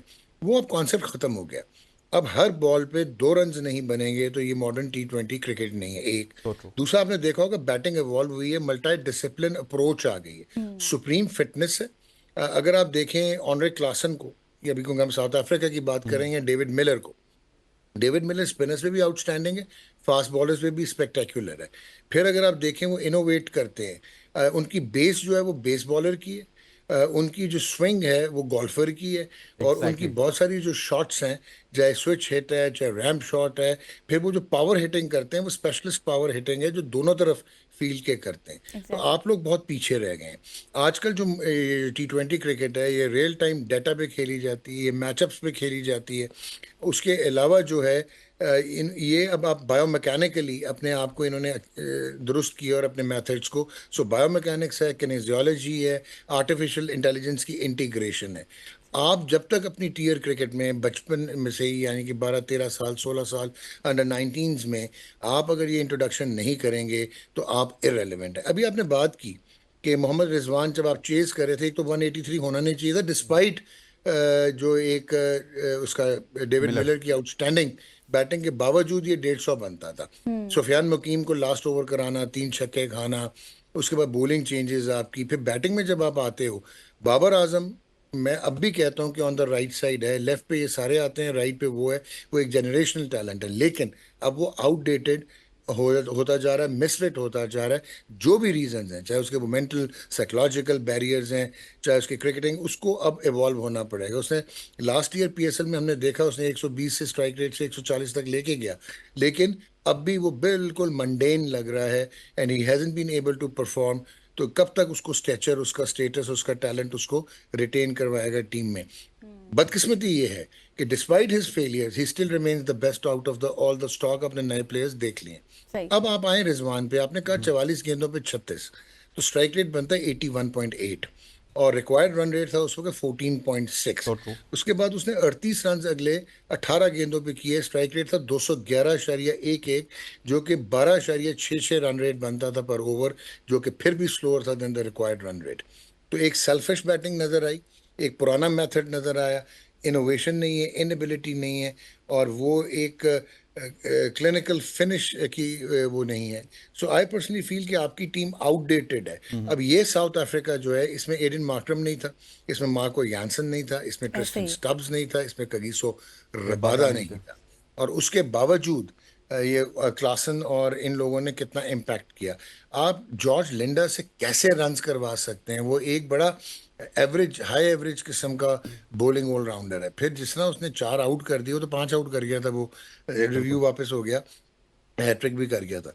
तो आई पर्सनली फील ना आपका मिडल ऑर्डर है, ना जस्टिफाई होता है। अभी आपने जिम्बाब्वे में ट्राई किया तो मेहरबिन यूसुफ, वो ऐसे लग रहा है कि इवॉल्व हो रहा है। साइम अयूब एक वाहिद आपका बैट्समैन है, चाहे वो कंसिस्टेंट है या नहीं है, he belongs to modern cricket.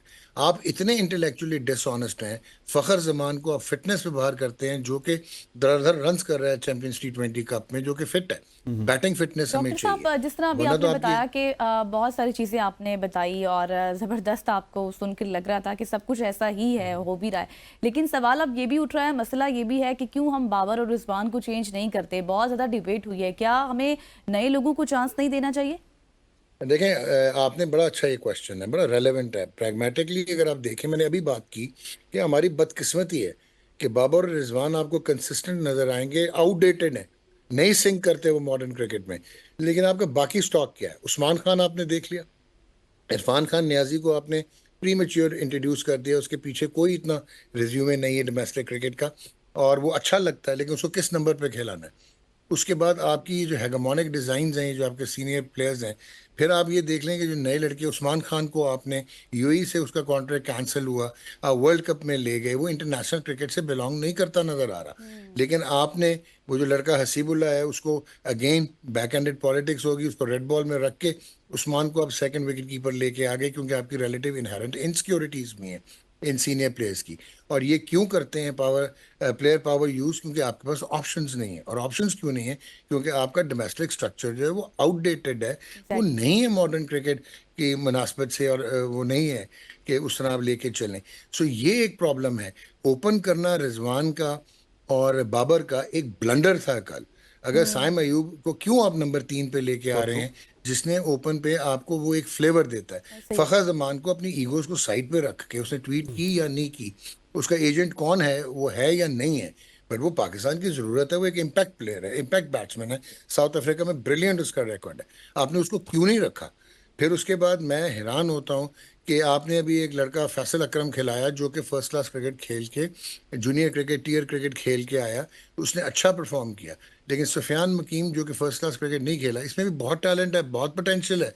But ये नहीं हो सकता कि आप एक किंडरगार्टन के लड़के को कहें कि यार आप मास्टर्स के एग्जाम में बैठ जाओ। Exactly. जिम्बाब्वे तक ठीक था, वहाँ पे आप चेक कर सकते थे, सेकंड स्ट्रिंग खिला सकते थे। बट अगेन साउथ अफ्रीका, उसमें ऊपर से उसको आखिरी ओवर करवा रहे हैं यार।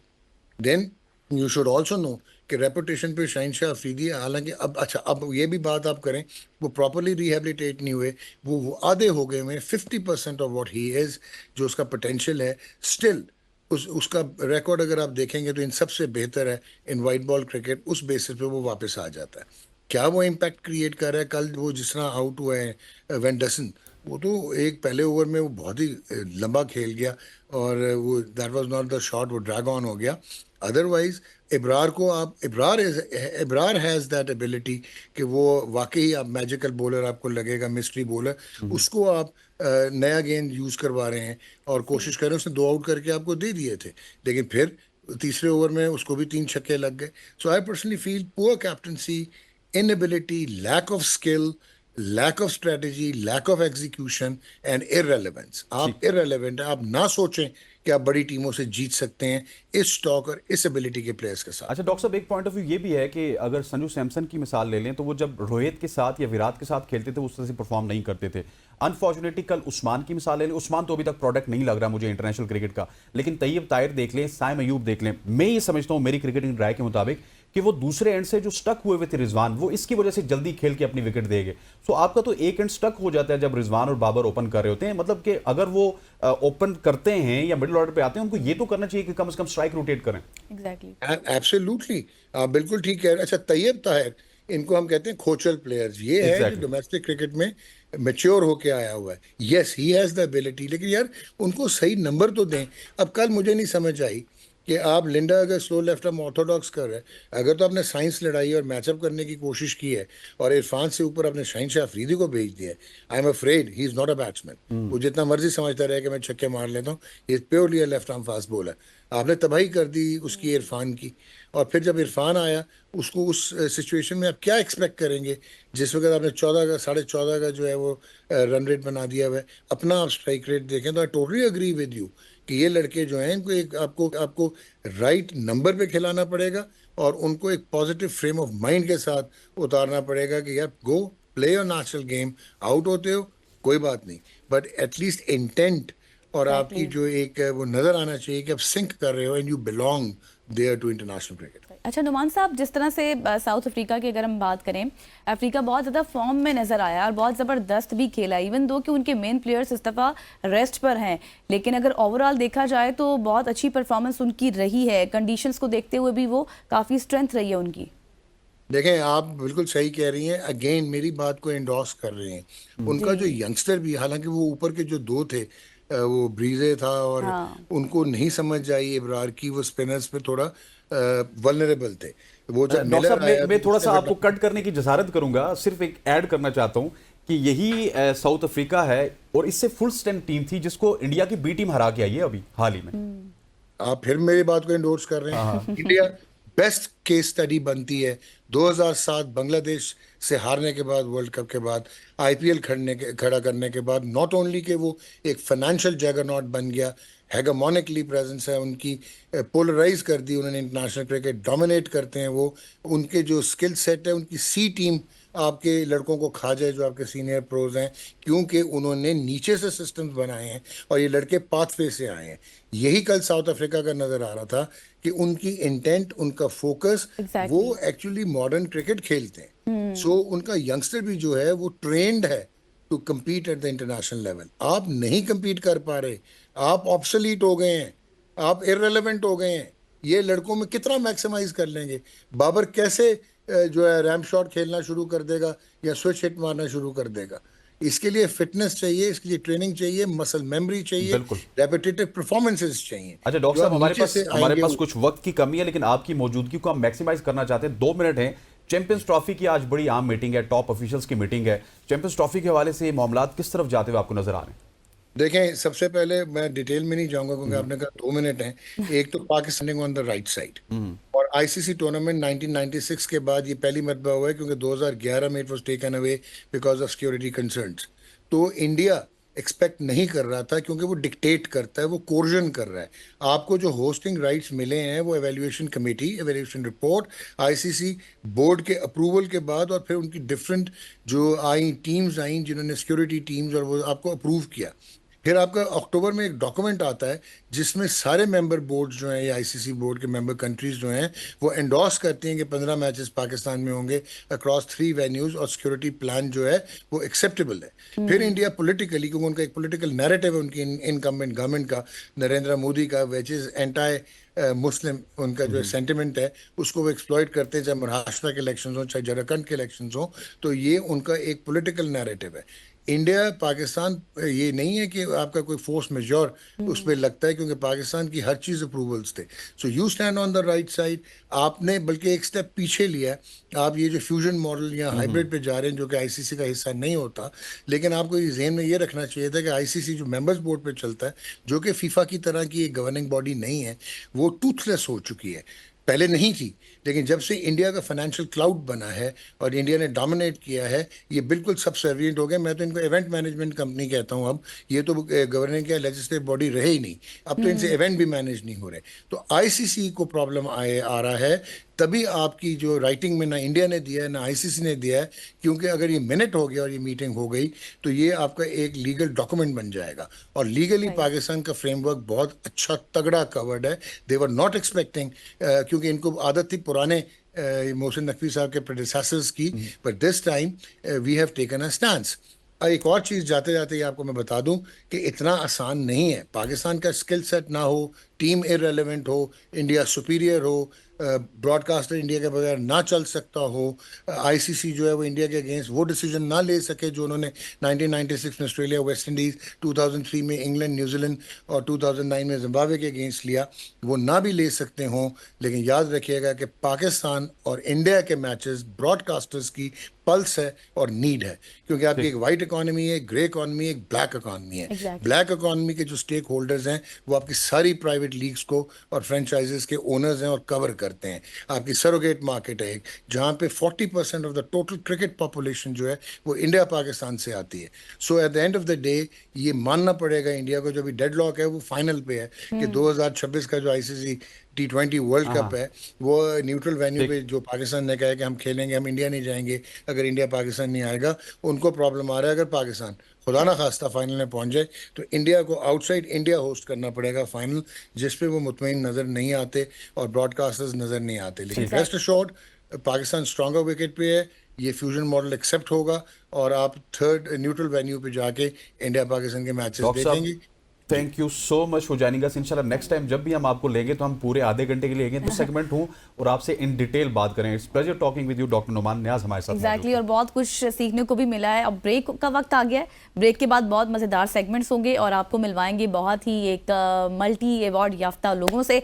तो जी will be right back soon after the break. और अब हम बात करेंगे, बहुत ही ज़बरदस्त और मज़ेदार सेगमेंट है हमारा, क्योंकि हमारे साथ मौजूद है समर खान, एक आलमी अवार्ड याफ्ता एडवेंचर एथलीट और स्नोबोर्डर भी हैं। सॉरी टू कट यू, यहाँ पे भी वो एडवेंचर कर रही थी जब हम लाइव आ रहे थे तो और वो पिक्चर बना रही थी एग्जैक्टली, जिन्होंने पाकिस्तान का नाम दुनिया भर में रोशन किया हुआ है। और उन्होंने पहली पाकिस्तानी खातून के तौर पर अफ्रीका की बुलंद तरीन चोटी किलिमंजारो और दुनिया की सबसे बड़ी ग्लेशियर्स ब्याफो और इसके साथ साथ गुडविन ऑस्टन पर साइकिल भी चलाई है। और उनकी दीगर कामयाबियां माउंट एब्रोस और मुझसे तो नाम भी नहीं पढ़े जा रहे, इतने मुश्किल हैं। चलें ये उन्हीं से पूछते हैं कि उन्हीं से पूछेंगे कि उन्होंने क्या कुछ जो है वो सर किया हुआ है और किस तरह से नाम बनाया, कितना चैलेंजिंग रहा है उनके लिए, और जितने उन्होंने मेडल्स हासिल किए हैं उस मुतालिक भी आज हम उन्हीं से जान लेते हैं, क्योंकि हमारे पढ़ने का बताने का उस तरह से आपको मजा नहीं आएगा जितना उनकी ज़बानी सुनकर अच्छा, आएगा। माउंटेनियर्स को हम बहुत ज़्यादा बुलाते रहते हैं, स्नो बोर्डिंग वालों से भी मुलाकात होती है, लेकिन आज वर्ल्ड माउंटेन डे भी है, उस हवाले से भी समर आप यहाँ पे आई हैं, बताइएगा कि बीइंग ए फीमेल इन पाकिस्तान इतनी ज़्यादा कामयाबी है, जैसा आलमी अवार्ड की बात की, स्नो बोर्डिंग की बात की, माउंटेन क्लाइंबिंग की बात की, साइकिलिंग की बात की, हमारे पास जो भी आते हैं इतना मल्टी टैलेंटेड होता है कि एक एक वक्त पे 4-4 काम कर रहा होता है, हम सिर्फ एंकरिंग ही कर रहे होते हैं। तो अच्छा, सबसे बड़ी वजह ये भी है मेरा जो स्पोर्ट्स हम लोग माउंटेन पे करते हैं, स्नोबोर्डिंग ऑन ओपन माउंटेन्स, उन्हें आप बैक कंट्री स्नोबोर्डिंग बोलते हैं। बैक कंट्री स्नोबोर्डिंग में आने की सबसे बड़ी वजह ये है क्योंकि हमारे पास इतना दुनिया का सबसे बड़ा play ground, Karakoram, Hindu Kush, Himalayas, 3 बड़ी माउंटेन रेंजेस हैं, लेकिन अनफॉर्चुनेटली 1-2 साल 3 साल पहले तक ना इतना ज़्यादा उन माउंटेन रेंजेस का किसी को पता था, ना उस पर एडवेंचर स्पोर्ट्स हम लोग कर रहे थे। जब भी हम किसी को देखते थे एक्शन स्पोर्ट्स, एक्सट्रीम स्पोर्ट्स करते हुए, वो हमेशा या यूरोपियन एथलीट्स होते थे, अमेरिकन होते थे, गोरे होते थे, हम लोग नहीं होते थे। तो हमें स्पोर्ट्स करके ये पता चला कि हम पाकिस्तान कितना ब्लेस्ड है नेचुरली, और हमारे पास कितने मैसिव रिसोर्सेज हैं और उतनी ही मैसिव रिस्पॉन्सिबिलिटी भी है, क्योंकि जब हम जाते हैं वो एक ट्रैक करके जाते हैं, पूरा पहाड़ करके जब हम वापस आते हैं, वापसी पे वो पूरा ट्रैक नहीं होता, बहुत बुरी तरह लैंडस्लाइडिंग्स हो रही हैं, फ्लड्स आ रहे हैं, तो वो चीज़ भी बड़ी हमें अलार्मिंग लगती है कि how to preserve the system. सही। अच्छा समर, जिस तरह से आप अपना एक्सपीरियंस बता रही हैं, आपको डर नहीं लगता? मतलब आप जाती हैं, करती हैं, इतना कुछ तो चैलेंजिंग भी होता होगा बहुत कुछ। वगैरह नहीं, जब हम ये स्पोर्ट्स साइन करते हैं ना, तब we sign up for this, we sign up for landslidings, avalanches, storms, हमें पता होता है ये सब कुछ होगा, लेकिन आप उसके लिए खुद को ट्रेन करते हैं। आपने मेरी सोशल मीडिया पे अक्सर देखा होगा, मैं उल्टी सीधी हरकतें इसीलिए करती हूँ ताकि मेरे माइंड से खौफ निकले, और जब मैं उस जगह पे जाऊँ तो मेरी टांगे ना कांप रही हूँ कि अच्छा हाइट है या सर्दी है या अंधेरा है, so we train ourselves mentally and physically. अच्छा सबर, मेरे पास जो भी आता है, कोई एथलीट की बात कर रहा हूँ, तो मैं उससे ये पूछता हूँ कि इंस्पिरेशन क्या है, कंटिन्यू रखने की भी इंस्पिरेशन क्या है, स्टार्ट करने की भी, क्योंकि हम देखते हैं ना, हम वन स्पोर्ट्स नेशन बनते जा रहे हैं। अभी थोड़ी देर पहले हम क्रिकेट की बात कर रहे थे, क्रिकेट में जो भी आता है, चाहे वो फर्स्ट क्लास क्रिकेट खेल रहा होता है, उसके लिए पैसा इंस्पिरेशन होती है, वो फिर नेशनल लेवल पे जाता है तो उसके लिए झंडा इंस्पिरेशन होती है। इन स्पोर्ट्स में इंस्पिरेशन क्या होती है जो आपको आगे भी बढ़ाती है और जहाँ से आप स्टार्ट करती हैं? जब मैंने खुद एक्शन स्पोर्ट्स स्टार्ट किया तो मेरे पास कोई लोकल एग्जांपल नहीं थी स्टार्ट करने के लिए, to look up to learn from. 2015-16 में there was no concept of mountain sports at all. ये तो भी रिसेंटली 2-3 सालों में सोशल मीडिया की वजह से बड़ी हाइप क्रिएट हुई है। तो एक वजह ये भी थी कि मैं खुद वो एग्जाम्पल या वो मेंटोर या वो इंस्टीट्यूट बनूं जिससे लोग सीखें, क्योंकि अगर हमारे पास एक्शन स्पोर्ट्स का पोटेंशियल बहुत ज़्यादा है और हमारे पास कोई सेंट्रलाइज्ड इंस्टीट्यूट नहीं है, तो किसी इंडिविजुअल से तो सीखें, उसके एक्सपीरियंस से तो सीखें। अब 7-8 साल का जो भी एक्सपीरियंस है, आपने देखा होगा, मैं I try to educate people through my social media post, when, how, why, sponsor कैसे मिल रहा है, फंड कैसे करने हैं, ट्रेनिंग कैसे करनी है, तो सारा कुछ मैं लिखती हूँ। अनफॉर्चुनेटली पाकिस्तानी नेशन को एक्शन स्पोर्ट्स, 2 तरह के स्पोर्ट्स हैं, कन्वेंशनल स्पोर्ट्स होता है जिसमें क्रिकेट, टेनिस, इंडोर सारे स्पोर्ट्स, देन एक पूरी दुनिया यूनिवर्स है ऑफ एक्सट्रीम स्पोर्ट्स, जिसका बहुत कम 1% पाकिस्तानी आवाम, जनरल पब्लिक को थोड़ा बहुत आइडिया होगा। ये बहुत मैसिव एक चीज़ है जो ग्लोबली इसके रेसेस, चैम्पियनशिप्स पूरे वो बने हुए हैं, इसके हिस्ट्रीज हैं, लेकिन Pakistan need to explore, invest and educate and tap up this industry. अब सिर्फ 2-4 एथलीट्स हैं, माउंटेनियरिंग में है, मैं स्नोबोर्डिंग में हूँ, कोई माउंटेन बाइकिंग में होगा, लेकिन 3 बंदों के सर पे आप पूरी इंडस्ट्री नहीं खड़ी कर सकते हैं। आपको स्पोर्ट्स जर्नलिस्ट चाहिए, आपको स्पोर्ट्स ब्लॉगर चाहिए, स्पोर्ट्स फोटोग्राफर्स चाहिए, स्पोर्ट्स मैनेजर्स चाहिए, स्पोर्ट्स ब्रांड्स चाहिए। हम अपना सारा सामान लंडे से ले रहे होते हैं, क्योंकि लोकल ब्रांड नहीं है और बाहर का हम अफोर्ड नहीं कर सकते, बाहर का महंगा बहुत होता है। और बात भी यही है कि इसमें जो है सबसे बड़ी स्पोर्ट की बात होती है, जो हमने देखा है कि उमूमन नहीं की जाती है। हमारे पास बहुत से लोग आते हैं, जिन्होंने, बहुत से बच्चे आते हैं जिन्होंने अवार्ड्स जीते होते हैं और बहुत से कारनामे सर अंजाम, तो उनकी जो पहली बात यही होती है कि हमें उस तरह से सपोर्ट नहीं किया जाता जिस तरह से करना चाहिए। वो कहते हैं ना कि we play for the nation who doesn't know our name. हम उस कौम के लिए खेलते हैं जो हमारा नाम भी नहीं जानते। यही बड़ी दिल की बात होती है वैसे। तो अब मैं अफ्रीका गई, मैं अभी रशिया गई थी रिसेंटली, यूएस में 2 दफ़ा जा चुकी हूँ, वाइट हाउस में मैंने पाकिस्तान को रिप्रेजेंट किया, बहुत ऐसी जगहों पे किया, लेकिन हम अपने पॉलिटिशियंस और अपने प्रेसिडेंट और प्राइम मिनिस्टर हमारे बारे में नहीं जानते होंगे। नहीं जानते, हम exactly. बहुत सारी अचीवमेंट्स करके आएंगे लेकिन उनकी तरफ से कॉल भी नहीं आएगी, दे डोंट नो। ऐसे ही है। So that's why we work very hard. एक मोटिवेशन हमारी ये भी है कि हमने ये अवेयरनेस और ये इंडस्ट्री और वो कम्युनिटी बिल्ड करनी है स्पोर्ट्स के गिर्द। लेकिन डिसहर्ट नहीं होती जब कॉल नहीं आती, जब कोई आपको रिकग्नाइज नहीं करता? तो नहीं, अभी शुरू के 1-2 साल में बड़ा डिसहार्ट हुई थी, फिर मैंने खुद को समझा लिया है कि कोई ऐसे ही चलेगा, सपोर्ट करे ना करे, कोई देखे ना देखे, मुझे अपना काम करना है। अभी मुझे ग्लोबल अपॉर्चुनिटीज बहुत मिल रही हैं, पाकिस्तान में कोई करे ना करे मेरा काम चल रहा है। सही सही। अच्छा समर, ये भी बताएं कि आपका सबसे बेस्ट, क्योंकि इस वक्त हम स्क्रीन पर देख रहे हैं आप जिस तरह से स्नोबोर्डिंग कर रही हैं, जिस तरह से जा रही हैं, तो आपको कौन सा आपका बहुत ही यादगार और मेमोरेबल आपका ट्रिप है और जगह है जहाँ का एक्सपीरियंस आपको बहुत अच्छा लगता है अब तक? अभी रिसेंटली जॉर्जिया और रशिया के बॉर्डर पे जो पीक है बर-ए-आज़म यूरोप की सबसे हाईएस्ट माउंट एल्ब्रस, उस पे मैंने क्लाइंब भी किया और स्नोबोर्डिंग भी अटेम्प्ट किया, और वो मेरे लिए इतना इमोशनल मोमेंट था क्योंकि पिछले 4-5 साल से मैं सिर्फ ये चाह रही थी कि मुझे सिर्फ प्रैक्टिस की जगह मिले और मैं पूरा साल वहाँ प्रैक्टिस करके इम्प्रूव करूँ और मैं इंटरनेशनल लेवल पे जाऊँ, रेसिंग करने या कुछ भी।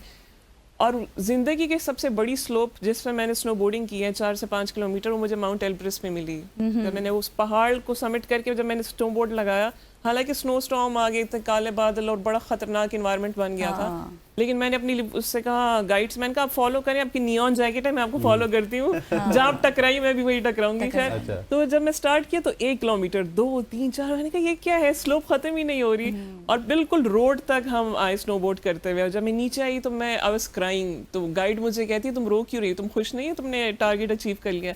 मैंने कहा मैं जो करना चाह रही थी मुझे अपने मुल्क में नहीं मिला, आपके मुल्क में मिला, वो भी 1 दिन के लिए। तो how to excel in this sport. अच्छा, जबरदस्त। अच्छा, अब थोड़ा सा तस्वीर का दूसरा रुख मुझे दिखाइए कि आप सिर्फ स्नोबोर्डिंग या फिर ये साइकिलिंग जिस तरह हमने जिक्र किया यही करती हैं, या फिर कुछ और भी साइड पे कोई बिजनेस है, कोई जॉब है वो कर रही हैं?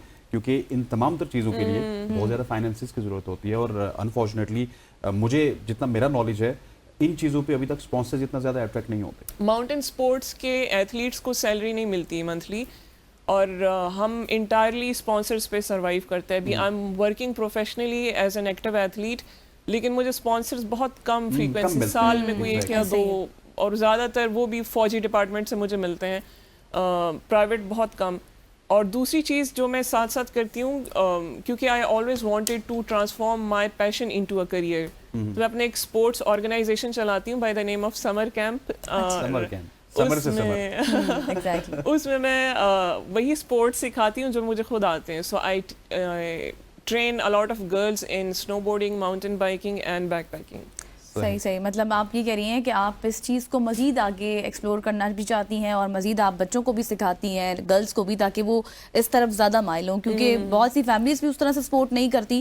अगर जब इस तरह के हालात आए तो फैमिलीज़ यही कह देती हैं कि नहीं, क्योंकि बहुत से ऐसे वाक़यात आपको पता हुए हैं जिससे डरती भी हैं फैमिलीज़ कि भाई नहीं जाना चाहिए। हाँ एग्जैक्टली ऐसे ही है। अच्छा समर, एक और बात बताइएगा मुझे कि अब जिस तरह आपने बताया, एक बड़ी मिसाल दी कि once in a blue moon आपको चांस मिला भी, लेकिन मुझे लास्टली ये बताइए कि आगे आप जिस तरह अगर इस स्नोबोर्डिंग की बात कर लें तो इसमें आपकी इंस्पिरेशन इंटरनेशनली कौन है और आप क्या क्या अचीव करना चाहती हैं? सो इंटरनेशनली मेरी ख्वाहिश ये है, क्योंकि I am pursuing 7 summits, 7 highest peaks of the 7 continents, जिसमें से मैं 2 कर चुकी हूँ और तीसरी की तरफ अनकरीब जा रही हूँ, which is in south America.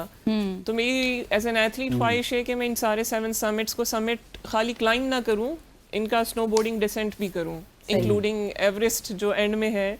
अच्छा, सब कुछ करने के बाद एंड में एवरेस्ट करूँगी, खुदा ना खास्ता उस पर अगर कुछ हो जाए।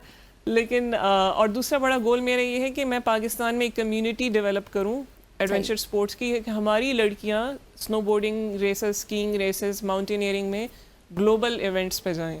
सही, thank you so much Samar, आप हमारे साथ मौजूद थी और अपने एक्सपीरियंस शेयर कर रही थी, और सबसे बड़ी इंस्पायरिंग चीज़ ये कि आप बच्चियों आ रही हैं आगे लाने के लिए, उनको मोटिवेट कर रही हैं। और सबसे इंस्पायरिंग मेरे लिए है कि ख्वाब बहुत बड़े हैं, है ना, एग्जैक्टली एवरेस्ट तक जाना है इन्होंने। एग्जैक्टली। और यकीनी तौर पर जब से मेरा सबसे पहला सवाल इसको समर भी से लेके भी जाइएगा।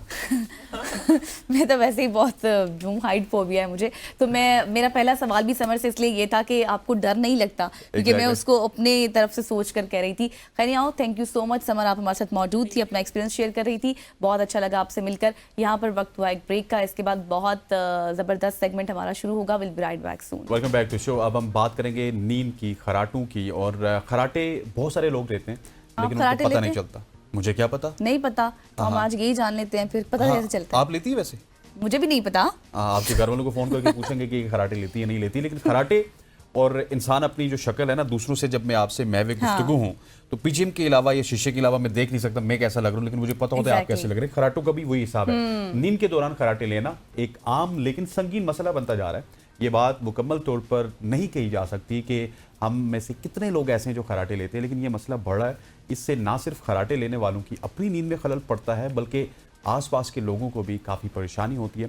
खराटों की वजूहात में नींद के दौरान सांस लेने में रुकावट, मोटापा, नींद की कमी और बाज़ आदात शामिल हैं जो दिमागी और जिस्मानी सेहत पर मनफी असर डालती हैं। इस टॉपिक पर आज हम गुफ्तगू करेंगे। इसी टॉपिक पर आज हम बात करेंगे और हमारे साथ मौजूद होंगे इस वक्त डॉक्टर साकिब अजीज साहब हैं, ENT सर्जन हैं। Thank you so much for joining us. Welcome to सुबह की सोच। सबसे पहला सवाल यही, जैसे कि मैं और हसनैन डिस्कस कर रहे थे कि बहुत सारे लोग खराटे तो लेते हैं लेकिन उनको पता नहीं होता कि वो खराटे लेते हैं, लेकिन चले घर वाले होते हैं वो अगले दिन बता देते हैं, लेकिन ऐसे भी लोग हैं जो बिल्कुल अकेले रहते हैं, तो कैसे पता चलता है? मानते भी नहीं कि हम खराटे हम तो नहीं ले सकते। जी, अस्सलाम वालेकुम। वालेकुम सलाम। अच्छा जी, पहले तो इस पे बात करते हैं कि ये स्नोरिंग होता क्या है, खराटे जिसको बोलते हैं। तो नॉर्मली हम जब सांस लेते हैं तो ये मतलब नोज नेजल पैसेजेस से होके गले में आके ट्रेकिया और फिर नीचे फेफड़ों में जाती है, ठीक है। सो दिस इज नॉर्मल, एक लेमिनर स्टेडी फ्लो होती है। लेकिन अक्सर औकात जब ऑब्स्ट्रक्शन होती है किसी एरिया में, तो वहां पे जो एयर एंट्री होती है वो टर्बुलेंट हो जाती है। तो ये जब हमारे एयरवे ये पैसेजेस से गुजरती है तो वहां के मस्कुलेचर के साथ जब ये टकराती है तो वहां पे एक वाइब्रेशन प्रोड्यूस होती है, तो उस वाइब्रेशन को हम स्नोरिंग बोलते हैं। सही। तो ये आवाज आ रही है जी? जी जी जी जी वी आर लिसनिंग यू। अच्छा जी, तहकीक के मुताबिक अगर देख लिया जाए तो ये बच्चों में भी हो जाता है और बड़ों में भी होता है। और ये जो है तो 55% मेल्स में ज्यादा होता है और फीमेल्स में 45%। ऑब्वियसली पेशेंट या जिस बंदे को ये एक्सपीरियंस होता है, दे कैन नॉट टेल कि जी उनको वो रात को खराटे ले रहा है, लेकिन उनका जो पार्टनर होता है या रूम में कोई बंदा या कोई सो रहा होता है तो वो शिकायत के साथ आ जाता है कि जी ये खराटे ले रहा है। अक्सर औकात जी हमारी एक और डिजीज होती है जिसको हम बोलते हैं ऑब्स्ट्रक्टिव स्लीप एपनिया। वो एक सीरियस बीमारी है। तो snoring can be an early stage sign of obstructive sleep apnea. अब जैसे कि आपने बताया कि जी ये मोटापा और उसमें वो मतलब हेल्प करती है, तो ऐड करती है। तो ऑब्वियसली ये जो कोई खराटे ले रहा होता है उनकी नींद पूरी नहीं होती, तो डे टाइम सोमनोलेंस होती है, वो थिंकिंग की पावर सही नहीं होती, हाइपरटेंसिव हो जाता है, and that can lead two stroke, heart attacks and things like that.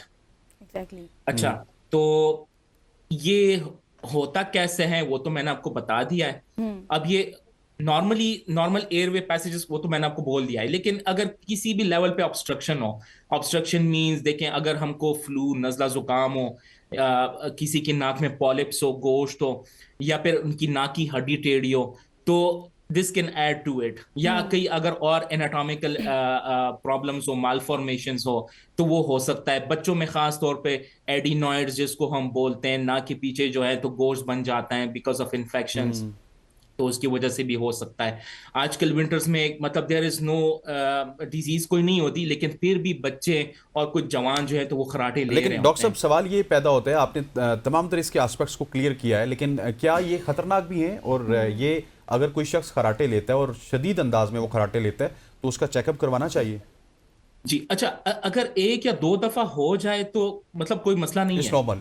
लेकिन अगर एक बंदा बार बार ले रहा है एंड हिज और her partner comes with a complaint to the doctor कि जी ये रात को बहुत शदीद किस्म के खराटे ले रहा है और उसके साथ उसकी नींद खराब हो जाती है, तो ऑब्वियसली इट्स डेंजरस। जैसे कि मैंने बोला कि जी it can lead to high cortisol levels, it can lead to hypertension, MI and stroke, तो खतरनाक साबित हो सकता है। तो ऑफ कोर्स ही और she should seek a medical advice.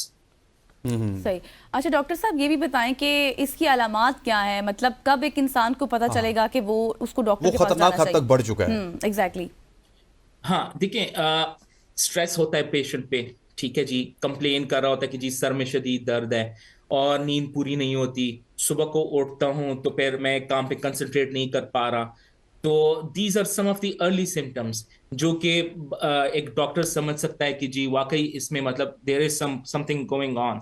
Then we have to run some tests, we have to examine the patient and run some tests कि वो हमें फिर बता सकता है कि जी वाकई इसको जो है ना तो snoring and obstructive sleep apnoea है। सही। तो डॉक्टर साहब फिर इसको हल कैसे किया जा सकता है, मतलब क्या कोई मेडिसिन वगैरह या फिर किस तरह का इलाज हो? जी अच्छा, ये तो है first and foremost is lifestyle modification. आजकल मोटापा बहुत ज्यादा है, तो फर्स्ट देखिए ये तो जैसे कि मैंने बोला कि जैसी एयर एंट्री होती है तो हमारे मसल के साथ वाइब्रेट करी होती है। If the person is obese, fat होता है, ठीक है, और वो स्ट्रेट ले डाउन कर रहा होता है, मतलब सोते वक्त वो सीधा सोता है, ठीक है, तो ये होता है कि जुबान भी पीछे चली जाती है, ठीक है, तो और ऊपर से मोटापा भी होता है, तो that will add to it. तो हल क्या है इसका? You have to ask the patient to reduce your weight, collar size should not be more than 17, और आपने बताना होता है कि जी आपने जो ना राइट साइड पे करवट बदलनी होती है, you don't have to lay down straight supine ताकि आपकी जुबान पीछे ना जाए, ठीक है जी। So these are the some of the lifestyle modifications. और इसके अलावा देयर आर सम मेडिकेशंस बंदा ले सकता है कि उससे थोड़ा से बंदे को नींद आए। There are certain devices, for example अगर किसी की नाक की हड्डी थोड़ी सी टेढ़ी हो और वो सर्जरी नहीं करना चाहता, तो देयर आर डिवाइसेस के नाक पे लगा सकते हैं जी, वो नाक खोल लेगी and the patient can breathe normal, ठीक है जी। और इसके अलावा it depends upon the cause, अगर जैसे कि मैंने बोला नाक की हड्डी अगर टेढ़ी है so you have to operate, अगर नाक के अंदर पॉलिप्स है तो यू हैव टू ऑपरेट। तो ये सर्टेन कंडीशंस है, but first and foremost is lifestyle modification.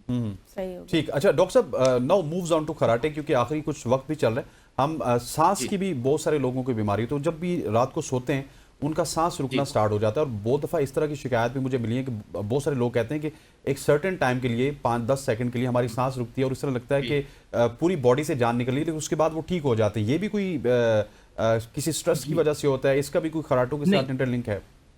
जी, ये जैसे कि मैंने शुरू में बताया कि ऑब्स्ट्रक्टिव स्लीप एपनिया, ये आप वही बता रहे हैं। So these are both linked, ठीक है जी। ऑब्स्ट्रक्टिव स्लीप एपनिया बीमारी है और उसके साथ जी स्नोरिंग होती है।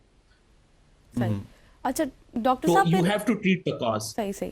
अच्छा तो फिर अब इससे कोई क्या बीमारियां भी जन्म लेती हैं? इस बीमारी का क्योर क्या होगा जिस बीमारी की आप बात कर रहे हैं? ऑफ कोर्स डायबिटीज क्योंकि कोर्टिसोल लेवल ज्यादा हो जाते हैं, हाइपरटेंशन क्योंकि बंदे की नींद पूरी नहीं होती, पूरा दिन स्ट्रेस में होता है, hypertension, and then diabetes and hypertension जो है ना तो उसकी वजह से और बीमारियां हो सकती है, जैसे कि हार्ट अटैक हो गया, स्ट्रोक हो गया, तो ये हो सकता है जी। अच्छा। और लेकिन जी लाइफस्टाइल में मतलब अगर मॉडिफिकेशन ना हो, मोटा होगा, ओए से ऑब्स्ट्रक्टिव स्लीप एपनिया होगा, ऑब्वियसली उनको जो है ना तो काम करने में भी तकलीफ होगी।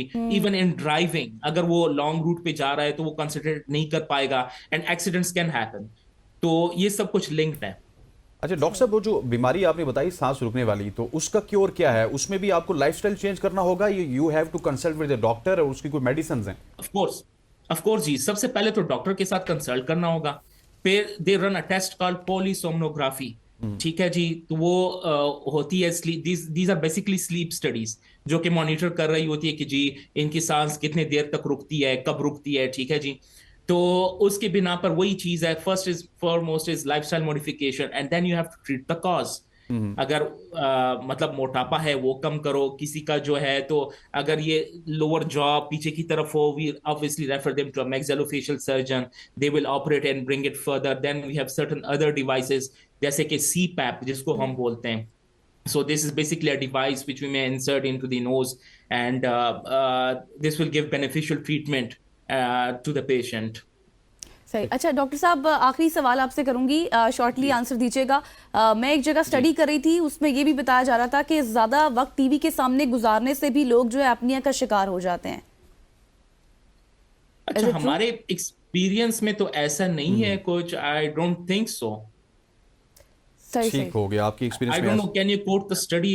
मतलब हमारे एक्सपीरियंस में, मतलब I been in ENT for quite a long time, so हमने तो, हाँ, अब ये हो सकता है कि मतलब एक बंदा रात को देर तक टीवी देख रहा है ऑब्वियसली, या फोन या टीवी, तो उसकी नींद पूरी नहीं होगी, तो ये चीज तो हो सकता है। ठीक हो गया डॉक्टर साकिब लेकिन अजीज आई साहब, don't thank you so think much any for joining us. Scientific. सही सही। डॉक्टर साकिब अजीज साहब हमारे थे जो कि खराटों के हवाले से, सांस रुकने की बीमारी के हवाले से तफसीली तौर पे हमने डॉक्टर साहब से आज गुफ्तगू की है। ख़वातीन हज़रात, हम उम्मीद करते हैं कि आज की सुबह की सोच आपको बहुत ज़्यादा पसंद आई होगी, क्योंकि हमने बहुत मेरा कुछ ख्याल था है कि, आज के सुबह की सोच में बहुत कुछ था और तमाम तर सेगमेंट्स को हमने कवर किया है। मुझे गज़ल समेत हमारी पूरी प्रोडक्शन टीम को इजाज़त दीजिए। अल्लाह हाफ़िज़। अल्लाह